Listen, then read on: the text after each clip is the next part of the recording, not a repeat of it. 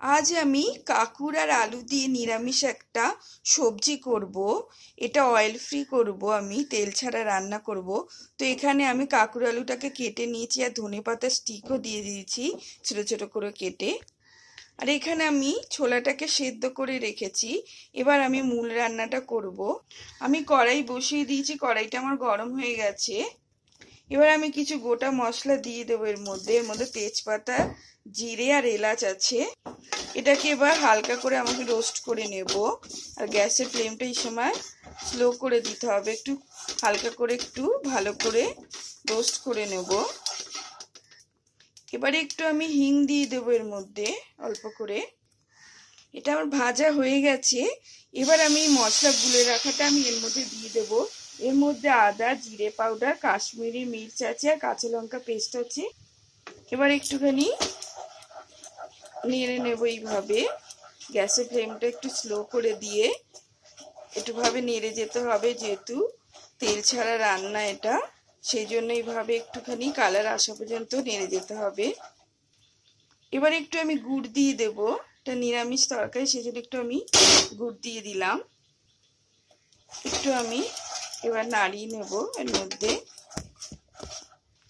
Test অনুযায়ী আমি একটু নুন দিয়ে দিলাম, একটু মিশিয়ে নেব এর মধ্যে করে। এই পর্যায়ে গ্যাসটাকে কিন্তু একদমই স্লো করে দিতে হবে, নাহলে নিচটা ধরে যেতে পারে। এইভাবে একটু নাড়িয়ে নেব। এবার সেদ্ধ করে রাখা ছোলাটা দিয়ে দিলাম, একটু মিশিয়ে নেব মশলার সাথে। এবার কাঁকুর আলুটা আমি এর মধ্যে দিয়ে দেব, একটু মিশিয়ে নেব। একটু জল দিয়ে দেব, যেহেতু কম একদম বিনা তেলে রান্না এটা, একটু জল দিয়ে দিলাম। আর একটু নাড়িয়ে নেব সব। এবার কিছুক্ষণের জন্য আমি ঢেকে দেব। আমি ঢেকে দিলাম। এবার আমি ঢাকনাটা খুলে নেব। মশলাটা অনেকটা টেনে গেছে, জল শুকিয়ে এসছে। এবার এর মধ্যে আমি জল দিয়ে দেব। এর মধ্যে আমি জল দিয়ে দিলাম। আমি এখানে 1.5 বাটির মতো জল দিলাম। একটুখানি এইভাবে আমি জলের সাথে সবজিগুলো ভালো করে মিশিয়ে নেব। এবার আমি 1 টেবিল স্পুন ছাতু দিয়ে দিলাম। ছাতুটা দিলে তাড়াতাড়ি রান্নাটা হয়ে যায় আর গায়ে গায়ে একটু মিশে যায়। এবার একটু আমি নাড়িয়ে দেব। এই ছাতুটা দিলে কিন্তু খেতে খুবই ভালো লাগে, ঝোলটা ঘন হয়ে যায়। যেহেতু তেল ছাড়া রান্না, খেতে কিন্তু খুবই ভালো লাগে ছাতুটা দিলে। এখানে 1 চামচ আমি ডেসিকেটেড কোকোনাট দিয়ে দিলাম। আর একটু আমি নুন দিয়ে দিলাম, তোমার টেস্ট অনুযায়ী নুনটা দেবে।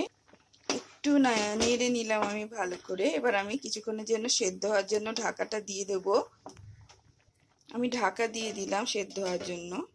এবার ঢাকনাটা একটু খুলে নেব, নাড়িয়ে দেব। একটু মনে হচ্ছে সেদ্ধ হবে।